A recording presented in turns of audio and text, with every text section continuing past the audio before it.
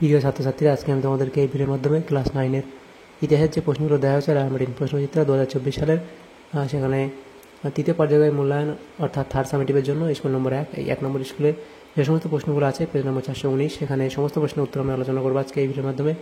তো ভিডিওটা শুরু থেকে শেষ অবধি অবশ্যই তোমরা দেখবে এবং চ্যানেল যদি নতুন থাকে অবশ্যই চ্যানেলটাকে সাবস্ক্রাইব করে রাখবে পরবর্তী স্কুলগুলোর প্রশ্ন উত্তরগুলো পাওয়ার জন্য। তো দেখো, আর যদি তোমরা পিডিএফ পেতে চাও আমাদের টেলিগ্রাম চ্যানেলে যুক্ত হয়ে যাবে, সেখানে আমরা পরীক্ষার আগে পিডিএফ দিয়ে দেবো।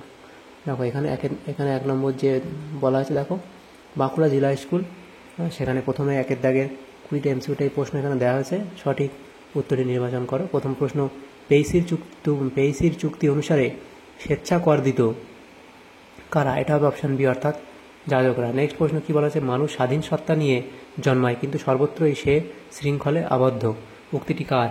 সেটা হলো রুশোর। পরের প্রশ্ন, স্টেটস জেনারেলের অধিবেশন আহ্বান করেন? এটা হবে ষোড়শ লুই। এর পরের প্রশ্ন কি বলা আছে, দেখো পাদুয়ার ঘোষণা জারি হয়? এটা হবে 6 জুলাই 1971 খ্রিস্টাব্দে। পরের প্রশ্ন, ওয়ার অ্যান্ড পিস উপন্যাসটির লেখক হলেন টলস্টয়। পরের প্রশ্ন, কোড নেপোলিয়ন রচনা করেন 4 জন। পরের প্রশ্ন, টিলসিটের সন্ধি স্বাক্ষরিত হয়েছিল? এটা হবে 1807 খ্রিস্টাব্দে। পরের প্রশ্ন, চতুর্থ শক্তিজোট গঠিত হয়েছিল 1813 খ্রিস্টাব্দে। পরের প্রশ্ন বলা আছে, লুডাইট দাঙ্গায় নেতৃত্ব দেন? এটা হবে নেড লুড। পরের প্রশ্ন বলা আছে কি, সম্পত্তির রাষ্ট্রীয়করণকে বলে? সাম্যবাদ। পরের প্রশ্ন, কনসার্ট অফ ইউরোপ স্থায়ী হয়েছিল? এখানে 20 বছর, অপশান সি। তাহলে এখানে যে প্রশ্নগুলো ছিল হয়ে গেল। এর পরের পেজে যে প্রশ্নগুলো আছে দেখো, পরের পেজে বলা হয়েছে প্রথম রেলপথ স্থাপিত হয় কোন দেশে? সেটা হবে ইংল্যান্ডে। পরের প্রশ্ন, রাশিয়া লিগ অফ নেশন ইস্তফা দেয়? এটা হবে 1939 খ্রিস্টাব্দে। পরের প্রশ্ন কি বলা আছে, কোন দেশ ল্যান্ড লিজ অ্যাক্ট অনুসারে যুদ্ধাস্ত্র সরবরাহ করেছিল? আমেরিকা যুক্তরাষ্ট্র। পরের প্রশ্ন, ডি ডে পালিত হয়েছিল 1944 খ্রিস্টাব্দে 6 জুন।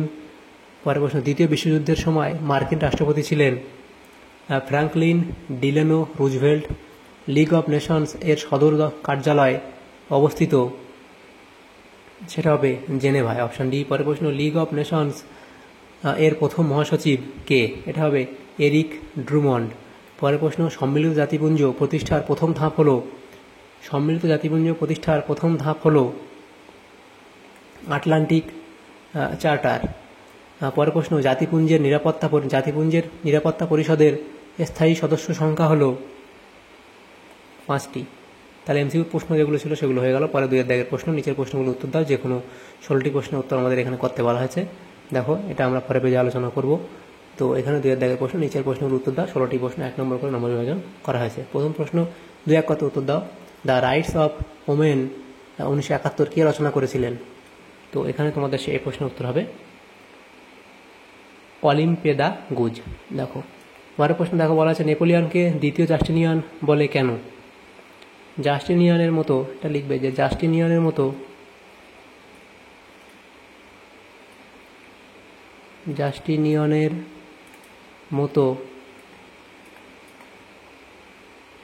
আইন সংহিতা রচনা করেন তাই। আইন সংহিতা রচনা করেন তাই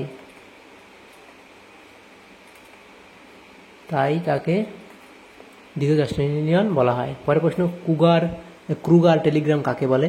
তো লিখবে, ক্রুগার টেলিগ্রাম একটি বিখ্যাত টেলিগ্রাম যা 1896 সালে 3 জানুয়ারি জার্মানির কাইজার দ্বিতীয় উইলিয়াম পল ক্রুগারকে পাঠিয়েছিলেন।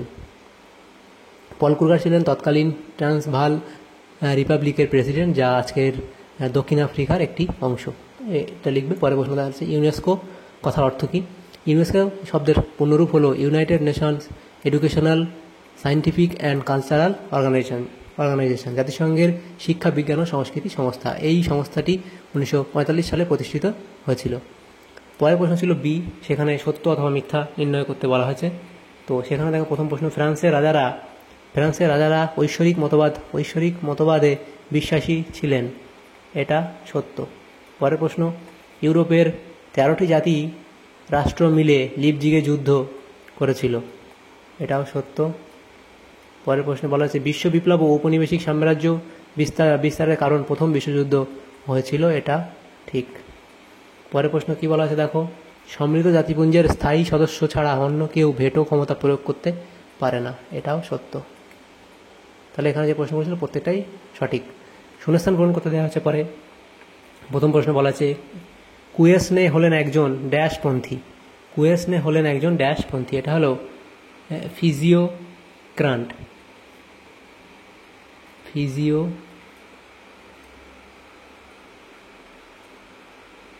ফিজিওক্রান্টপন্থী। নেক্সট প্রশ্ন, নেপোলিয়ন মারা যান ড্যাশ দ্বীপে, এটা হবে সেন্ট হেলেনা দ্বীপে। নেপোলিয়ন কোথায় মারা যান? সেন্ট হেলেনা দ্বীপে। পরে প্রশ্ন, 1870 থেকে 1914 খ্রিস্টাব্দ পর্যন্ত সময়কে ড্যাশ যুগ বলা হয়, এটা সশস্ত্র শান্তির যুগ বলা হয়। সশস্ত্র শান্তি যুগ বলা হয়। পরে প্রশ্ন, জাতিসংঘের জনক হলেন উড্রো উইলসন। জাতিসংঘের জনক হলেন উড্রো উইলসন। তাহলে এখানে যে শূন্যস্থান পূরণগুলো ছিল সেগুলো হয়ে গেল। ডি এর দাগে দেখো বলা আছে স্তম্ভ মেলাও, এদিকে বাম স্তম্ভ এদিকে ডান স্তম্ভ দেওয়া আছে। প্রথম পার্ল হারবার ঘটনা, এটা হবে মার্কিন যুক্তরাষ্ট্র। পরের প্রশ্ন, তৃতীয় বিশ্ব এটা হবে লাতিন আমেরিকা। পরের প্রশ্ন, পোল্যান্ড আক্রমণ এটা হবে 1939 খ্রিস্টাব্দের 1 সেপ্টেম্বর। পরের প্রশ্ন, বিজয় দিবস এটা হবে অপশান সি 1945 খ্রিস্টাব্দ। তাহলে এভাবে তোমরা স্তম্ভ বিস্তম্ভ এই বাম স্তম্ভ এবং ডান স্তম্ভ মিলিয়ে নেবে। পরের প্রশ্ন দেখো বলা আছে নিচের বিবৃতিগুলির সঠিক ব্যাখ্যাটি নির্ণয় করো। প্রথম বিবৃতি বলা আছে ফরাসি সম্রাট সোনাস লুই স্বৈরাচারী শাসক ছিলেন, এখানে কোন ব্যাখ্যাটা সঠিক হবে? এখানে ব্যাখ্যা সি সঠিক হবে, তিনি মানুষের উপর অত্যাচার করেছিলেন। পরের বিবৃতি আছে নেপোলিয়নের বিরুদ্ধে ইউরোপের বহু দেশে তীব্র প্রতিক্রিয়া গড়ে ওঠে, এখানে কোন ব্যাখ্যাটা সঠিক হবে? এখানে অপশান সি সঠিক হবে, ফরাসি সাম্রাজ্য বিস্তারের মাধ্যমে তিনি বহু রাজবংশের অবসান ঘটিয়েছিলেন। পরের বিবৃতি ছিল 3 নম্বর বিবৃতি, শিল্প বিপ্লবের জন্য প্রথম বিশ্বযুদ্ধ অনিবার্য হয়ে ওঠে, এখানে কোন ব্যাখ্যা ঠিক হবে? এখানে অপশান সি সঠিক হবে, শিল্পের প্রয়োজনীয় কাঁচামাল সংগ্রহ ও শিল্পজাত পণ্য বিক্রির ঔপনিবেশিক বাজার দখলের লড়াই শুরু হয়েছিল। পরে 4 নম্বর প্রশ্ন আছে কি বিবৃতি জাতিসংঘের চেয়ে জাতিপুঞ্জ অনেক বেশি শক্তিশালী, এখানে কোন ব্যাখ্যা সঠিক হবে?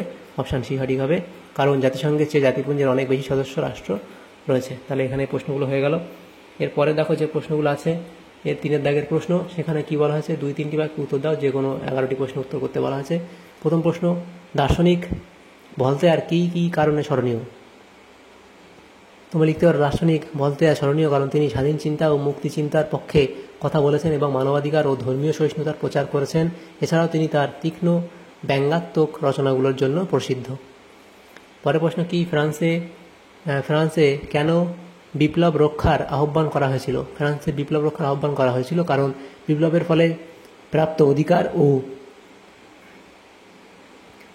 মুক্তিগুলোকে সংরক্ষণ করা এবং বিপ্লবের বিরোধিতাকারী শক্তিগুলোর বিরুদ্ধে প্রতিরোধ গড়ে তোলা জরুরি হয়ে পড়েছিল। পরের প্রশ্ন, কোড নেপোলিয়নের 2টি উদ্দেশ্য লিখো। কোড নেপোলিয়নের 2টি উদ্দেশ্য ছিল, সেটা লিখে ফ্রান্সের আইন ব্যবস্থাকে একীভূত করা এবং দ্বিতীয় লিখতে পারো তোমরা নাগরিকদের জন্য সমান অধিকার এবং আইনগত নিশ্চয়তা প্রদান করা। পরের প্রশ্ন ছিল কোন সময়কালকে ফরাসি বিপ্লবের যুগ বলে? 1789 থেকে 1799, 1789 থেকে 1799 সাল পর্যন্ত সময়কালকে ফরাসি বিপ্লবের যুগ বলা হয়। এই সময়ে ফ্রান্সে বিভিন্ন সামাজিক ও রাজনৈতিক পরিবর্তন সংঘটিত হয়েছিল। পরের প্রশ্ন দেখো, পেনিনসুলার যুদ্ধের কুফল কি হয়েছিল? পেনিনসুলার যুদ্ধের কুফল ছিল যে এটি নেপোলিয়নের সামরিক শক্তিকে দুর্বল করেছিল এবং স্পেনে ফরাসি সেনাবাহিনীর বিপুল ক্ষতি ঘটেছিল। এছাড়াও এটি স্পেন ও পর্তুগালে স্বাধীনতা আন্দোলনকে উৎসাহিত করেছিল। পরের প্রশ্ন, চীন ব্যবচ্ছেদের ধারণা দাও। লিখতে পারো তোমার উত্তরে, চীন ব্যবচ্ছেদের ধারণা ছিল চীনকে বিভিন্ন ইউরোপীয় শক্তির মধ্যে ভাগ করে দেওয়া, এর মাধ্যমে তারা চীনের বাজার ও সম্পদের উপর নিয়ন্ত্রণ প্রতিষ্ঠা করতে চেয়েছিল। পরের প্রশ্ন, সুয়েজ খালের গুরুত্ব কি? সুয়েজ খালের গুরুত্ব হলো যে এটি ইউরোপ ও এশিয়ার মধ্যে সংক্ষিপ্ততম সমুদ্রপথ প্রদান করে, যা বাণিজ্যিক ও সামরিক দিক থেকে অত্যন্ত কৌশলগত। পরের প্রশ্ন, ইঙ্গো ফরাসি তোষণ নীতি কি? ইঙ্গো ফরাসি তোষণ নীতি ছিল 1930 খ্রিস্টাব্দ 30 এর দশকে ব্রিটেন ও ফ্রান্সের দ্বারা অনুসৃত একটি নীতি, যার মাধ্যমে তারা হিটলারের আগ্রাসী নীতি ও পদক্ষেপগুলোর মোকাবিলার পরিবর্তে তাকে তোষণ করে এবং শান্তি রক্ষার চেষ্টা করে। পরের প্রশ্ন ছিল দেখো 9 দাগের প্রশ্ন, অক্ষশক্তি বলতে কি বোঝো? লিখবে অক্ষশক্তি বলতে বোঝানো হয় দ্বিতীয় বিশ্বযুদ্ধের সময় মিত্রশক্তির বিপরীতে থাকা জার্মানি, ইতালি ও জাপানের সামরিক জোট, তারা যুদ্ধের প্রধান আক্রমণকারী শক্তি ছিল। কুলটুর ক্যাম্প কি? কুলটুর ক্যাম্প বলতে বোঝায় 1871 থেকে 1878 সাল পর্যন্ত জার্মানির চ্যান্সেলর অটো ফন বিসমার্কের ক্যাথলিক চার্চের বিরুদ্ধে গৃহীত রাজনৈতিক ও সাংস্কৃতিক সংগ্রাম। এই সংগ্রামের লক্ষ্য ছিল জার্মান সমাজে ক্যাথলিক প্রভাব হ্রাস করা। হেরেনভক তত্ত্ব কি? হেরেনভক তত্ত্ব একটি জাতিগত ধারণা যা নাৎসি জার্মানিতে প্রচলিত ছিল। এই তত্ত্ব অনুযায়ী আর্য জাতিকে শ্রেষ্ঠ জাতি হিসাবে গণ্য করা হতো এবং অন্যান্য জাতিগুলিকে তাদের অধীনস্থ বলে মনে করা হতো। পরে বছর জাতিসংঘ প্রতিষ্ঠার উদ্দেশ্য কি? জাতিসংঘ প্রতিষ্ঠার উদ্দেশ্য ছিল আন্তর্জাতিক শান্তি ও নিরাপত্তা রক্ষা করা, জাতিসমূহের মধ্যে মৈত্রীপূর্ণ সম্পর্ক উন্নয়ন করা এবং আন্তর্জাতিক সহযোগিতা বাড়ানো এবং মানবাধিকার ও মৌলিক স্বাধীনতা প্রচার করা। পরে বছর নিরাপত্তা পরিষদের 5টি স্থায়ী সদস্য রাষ্ট্রের নাম লেখ। সেটা হলো মার্কিন যুক্তরাষ্ট্র, ফ্রান্স, রাশিয়া এবং চীন। পরে প্রশ্ন, জাতিসংঘ ও জাতিপুঞ্জের একটি সাদৃশ্য ও একটি বৈসাদৃশ্য উল্লেখ করো। এই সাদৃশ্য হচ্ছে কি? জাতিসংঘ ও জাতিপুঞ্জের একটি সাদৃশ্য হলো যে উভয়ই আন্তর্জাতিক শান্তি ও সহযোগিতা রক্ষার জন্য গঠিত হয়েছিল এবং একটি বৈসাদৃশ্য হলো যে জাতিপুঞ্জের কোনো কার্যকরী নির্বাহ ক্ষমতা ছিল না, যেখানে জাতিসংঘের নিরাপত্তা পরিষদ এর কার্যকরী সিদ্ধান্ত গ্রহণের ক্ষমতা রয়েছে। তাহলে এখানে এই প্রশ্নগুলো হলো 3 দাগের। তারপরে 4 দাগের প্রশ্ন ছিল, দেখো যে কোনো 6টি প্রশ্ন উত্তর দাও। আমাদের প্রত্যেকটা প্রশ্নমান 4 নম্বর করে, টোটাল 4 6 24 নম্বর। প্রথম প্রশ্ন, ভিয়েনা সম্মেলনের প্রধান ত্রুটিগুলি লেখো। ভিয়েনা সম্মেলনের ত্রুটিসমূহ বলে পয়েন্ট করে লিখবে। তারপর লিখবে প্রথম 1 নম্বর পয়েন্ট করবে জাতীয়তাবাদের অবমাননা, দ্বিতীয় লিখবে ন্যায্য অধিকার নীতির অবমাননা, তারপর লিখবে 3 নম্বর অযৌক্তিক ব্যবস্থা, তারপর গণতন্ত্রের অবমাননা, এগুলো লিখবে। পরের প্রশ্ন ছিল কি? অভিজাত বিদ্রোহের কুফল বর্ণনা করো। অভিজাত বিদ্রোহের কুফল: সামাজিক পরিবর্তন, অর্থনৈতিক প্রভাব এবং রাজনৈতিক পুনর্গঠন। পরের যে প্রশ্ন ছিল সেখানে ফরাসি বিপ্লব ও নারী বিষয়ে তোমার ধারণা তুলে ধরো। ফরাসি ও নারী বিপ্লব বলে পয়েন্ট করে এইটুকু লিখবে। পরের প্রশ্ন দেখো, কোড নেপোলিয়নের প্রেক্ষাপট বিশ্লেষণ করো। কোড নেপোলিয়নের প্রেক্ষাপট বলে পয়েন্ট করে সেটা লিখবে এবং আইনগত একীকরণ এবং গণতান্ত্রিক আদর্শ সমাজের আধুনিকীকরণ, এই পয়েন্টগুলো লিখবে। পরের প্রশ্ন দেখো, বলা আছে নেপোলিয়নের বিরুদ্ধে মানুষের ক্ষোভের কারণ কি কি? নেপোলিয়নের বিরুদ্ধে মানুষের ক্ষোভের কারণ বলে পয়েন্ট করে লিখবে অধিকর্তৃত্ববাদী শাসন, যুদ্ধ ও ক্ষয়ক্ষতি, অর্থনৈতিক চাপ, এগুলো। পরের প্রশ্ন, জার্মানিতে নেপোলিয়নের বিরোধিতার স্বরূপ ব্যাখ্যা করো। এটুকু লিখবে, জার্মানিতে নেপোলিয়ন বিরোধিতার স্বরূপ বলে পয়েন্ট করে এগুলো লিখবে। পরের প্রশ্ন ছিল দেখো, শিল্প বিপ্লবের অর্থনৈতিক প্রভাব আলোচনা করো। শিল্প বিপ্লবের অর্থনৈতিক প্রভাব বলে পয়েন্ট করে লিখবে উৎপাদন বৃদ্ধি, বাজারের প্রসার, কর্মসংস্থান। শিল্প সমাজের সমাজতান্ত্রিক সমালোচনার নানা সূত্র বিবৃত করো। শিল্প সমাজের সমাজতান্ত্রিক সমালোচনার নানা সূত্র বলে পয়েন্ট করে লিখবে অর্থনৈতিক বৈষম্য, শ্রমিকের অবস্থান, বিপণনবাদ ও ভোগবাদ। পরের প্রশ্ন লিখবে ভারতবর্ষকে ব্রিটিশ সাম্রাজ্যের রত্ন বলার কারণ আলোচনা করো। ভারতবর্ষকে ব্রিটিশ সাম্রাজ্যের রত্ন বলার কারণ: অর্থনৈতিক সম্পদ, শ্রমশক্তি উৎপাদন, ভৌগোলিক গুরুত্ব, এগুলো লিখবে। তাহলে 3 দাগের প্রশ্নগুলো হয়ে যাবে। এই 3 দাগে 9 অবধি হয়ে যাবে। তারপর 10 দাগে যে প্রশ্ন আছে সেখানে দেখো, গণতন্ত্রের সঙ্গে নাৎসিবাদ ও ফ্যাসিবাদের সংঘাতের কারণ আলোচনা করো। সেখানে লিখবে ব্যক্তি স্বাধীনতার প্রতি বিরোধিতা, ক্ষমতার কেন্দ্রীকরণ, বিচারিত স্বাধীনতা। পরের প্রশ্ন ছিল কি? দ্বিতীয় বিশ্বযুদ্ধে যোগদানের আগে আমেরিকা কীভাবে যুদ্ধের জন্য তৈরি হয়েছিল? সামরিক আধুনিকীকরণ, অর্থনৈতিক প্রস্তুতি, রাজনৈতিক কৌশল। পরের প্রশ্ন, টিকা লেখো। জাতীয়তাবাদ ও আন্তর্জাতিকতাবাদ। জাতীয়তাবাদ ও আন্তর্জাতিকতাবাদ লিখবে। জাতীয়তাবাদ এবং আন্তর্জাতিকতাবাদ বলে তোমাদের টিকাটা লিখে দেবে। আর দেখে প্রশ্ন কী বলা দেখো, যে কোনো একটি প্রশ্ন উত্তর দাও। প্রত্যেকটা প্রশ্নমান 8 নম্বর করে। প্রথম প্রশ্ন বলা আছে নেপোলিয়নের রাশিয়া আক্রমণের কাহিনী বিবৃতি করো। নেপোলিয়নের রাশিয়া আক্রমণের কাহিনী, সেখানে তোমরা লিখবে যে কন্টিনেন্টাল সিস্টেম, রাজনৈতিক প্রতিদ্বন্দ্বিতা, ইউরোপের আধিপত্য বিস্তার। তারপরে তোমরা লিখবে যে বিলম্ব ও পরিকল্পনার ব্যর্থতা, এসকোস্ট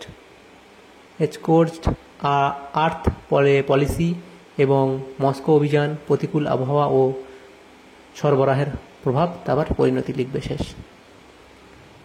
পরের প্রশ্ন দেখো কি বলা ছিল, ইংল্যান্ড ও ইউরোপের শিল্প বিপ্লবের তুলনামূলক আলোচনা করো। এখানে লিখবে ইংল্যান্ড ও ইউরোপের শিল্প বিপ্লবের তুলনামূলক আলোচনা বলে পয়েন্ট করে এগুলো লিখবে। তারপর লিখবে প্রযুক্তিগত উদ্ভাবন, অর্থনৈতিক পরিবর্তন এবং শহরীকরণ। তারপর এটা মিল বলে পয়েন্ট করবে অবশ্যই, এবং পার্থক্য বলে পয়েন্ট করবে। সেখানে লিখবে শুরুর সময় ও গতি, অর্থনৈতিক প্রেক্ষাপট, প্রযুক্তির গ্রহণযোগ্যতা, সামাজিক প্রভাব, রাজনৈতিক প্রেক্ষাপট। পরের প্রশ্ন ছিল দ্বিতীয় বিশ্বযুদ্ধের কারণগুলি বর্ণনা করো। দ্বিতীয় বিশ্বযুদ্ধের কারণগুলি বলে লিখবে ভার্সাই চুক্তি, অধিপতির উত্থান, অর্থনৈতিক সংকট, অপারেশন ও মৃতদের প্রভাব, মিউনিক চুক্তি ও তোষণনীতি, জাতিপুঞ্জের দুর্বলতা, পোল্যান্ড আক্রমণ। তো এই অবধি লিখবে।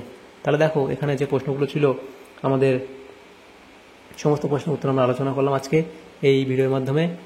ক্লাস 9-এর প্রথম নম্বর যে ইতিহাসের যে প্রশ্নগুলো ছিল 1 নম্বর স্কুলে সমস্ত প্রশ্ন উত্তর আলোচনা করলাম। তো এই তোমাদের সামান্যতম পরে সাথে ভিডিওটা, তো অবশ্যই এটা লাইক করবে আর বেশি বেশি করে বন্ধুদের সাথে শেয়ার করবে, এবং চ্যানেল যদি নতুন তো অবশ্যই চ্যানেলকে সাবস্ক্রাইব করে রাখবে পরবর্তী প্রশ্ন উত্তরগুলো পাওয়ার জন্য। Thank you, thanks for watching.